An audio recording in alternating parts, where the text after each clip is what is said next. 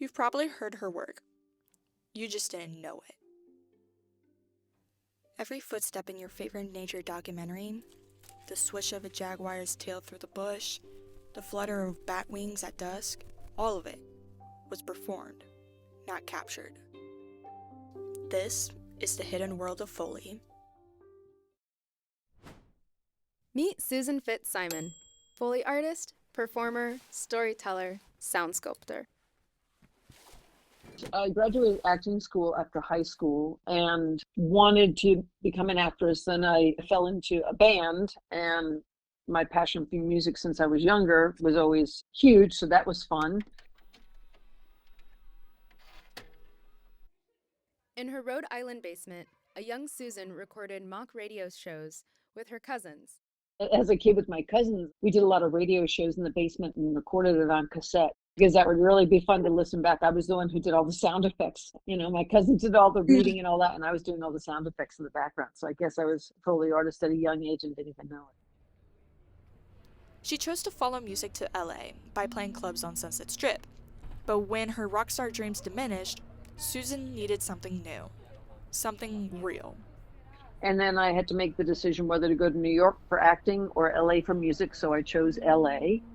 I realized I wasn't going to become, a famous rich rock star. And I thought, I need to get a real job. I need to do something. And I supplemented my jobs. I had a dog walking service. I did painting and refinishing of floors and stuff like that, and landscaping, and did all these odd jobs. And I thought, I need to find something, because I'm not going to be famous rock star. So someone said something about Foley, and I thought, wow, well, that sounds like it's right up my alley,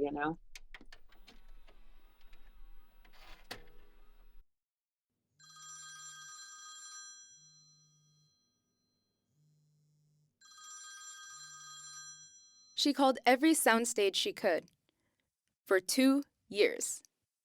So I started kind of just making phone calls every month. I would just call different stages, and they'd be like, no, we're not having anybody on the stage today. And I just kept at it for 2 years, and I just decided this is what I want, and I'm going to make it work somehow. And so what I did is I practiced at home since I didn't have a stage, and I just put a piece of wood on the floor, watched the television, shut the volume off, and just walked every single person.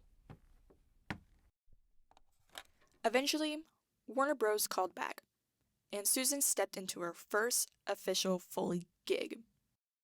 And my first big job was at Warner Brothers. I got hired in the night crew doing television. So I worked on amazing, great TV shows throughout the, late 90s to the early 2000s, and then broke off into film. So I left Warner Brothers so I could work on film. Today, Susan works on everything from indie films to nature documentaries. Her process? It's part intuition and part science, and a whole lot of creativity. I just kind of let the process happen naturally. Like for the bats, it's like, God, how am I going to get that kind of fleshy tone but not be too wet? I woke up in the middle of the night out of a dead sleep. I sat up and I thought, collard greens. I'm going to use collard greens and flap them together. So I traipsed myself to H-E-B. I'm in the aisle and I'm over by the veggies, and I'm, sitting there flopping the collard greens together. I don't know how I don't get thrown out of stores.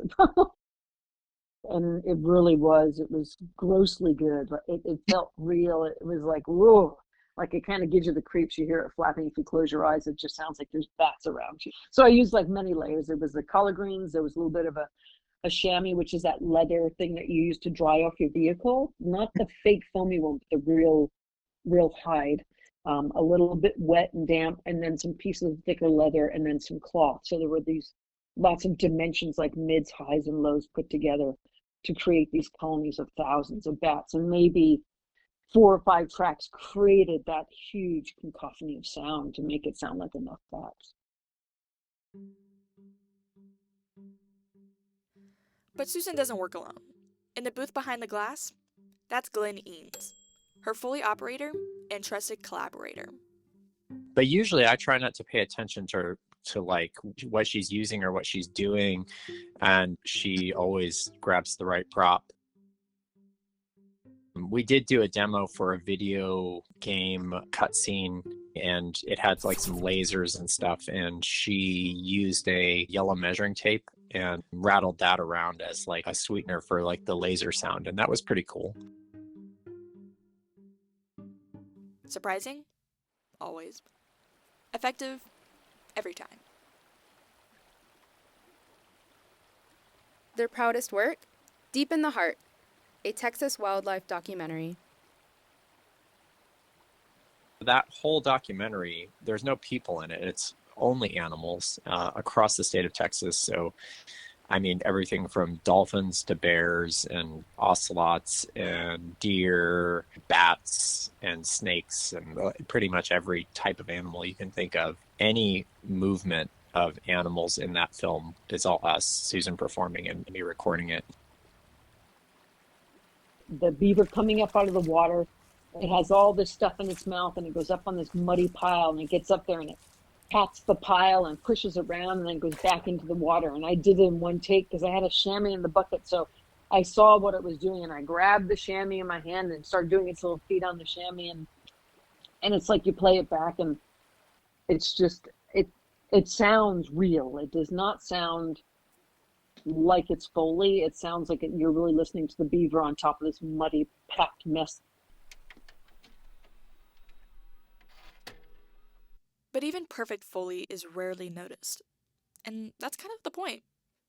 I mean, for us, it's all about selling the illusion that this was recorded in the same time and place as they shot it. And most of the time, that's what we're trying to do. And people generally don't have any idea that Foley exists. You know, I don't like to really be heard. I don't want it to be noticeable. I want it to really just sit in there and be more organic. I mean, I can be a bombastic Foley artist, but like, how is that believable? How do I know that that's what a jaguar's footsteps are going to sound like? But it sounds right, and it feels right more than sounds right. I guess that's probably a good way to put it. And I'm like, I guess I did my job right because she didn't know it was Foley.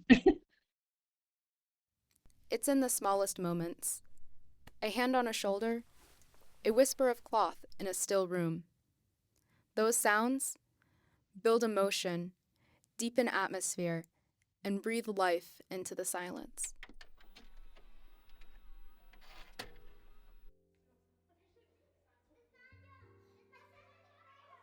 Susan's story is one of passion, patience, and persistence, of chasing sound and capturing magic.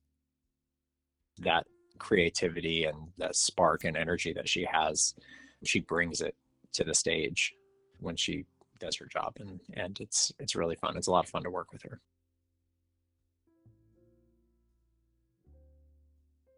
She may be invisible on screen, but her presence is felt in every frame. Through footsteps and feathers, whispers and wings, Susan Fitz-Simon leaves her mark.